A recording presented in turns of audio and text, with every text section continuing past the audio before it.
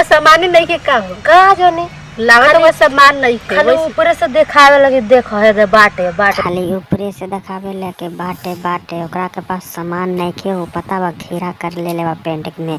बिल्लू के पास आ जा अच्छा से ठकवैया अच्छा से खाइए पिए मोटकी मोगी बनिए चदवैया अच्छा से आ जा बिल्लू के पास।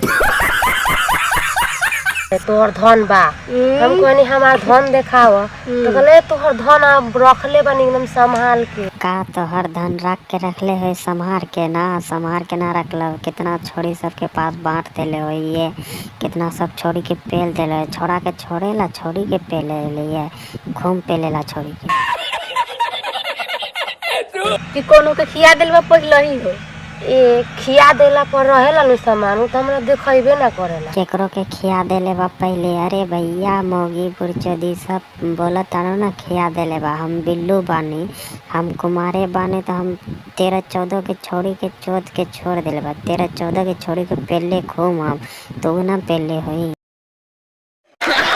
छिया देले पर रहे तो रही ना सुटुक जाला ननी छुट्टी हो जाला से बुरचदी मोगी सब सुटुक जाला जब खड़ा हवेला ना अच्छा मोगिया के भथियान के फाड़ देवेला ऐसन लौड़ा बा बिल्लू से चदवा के देखा एक बार।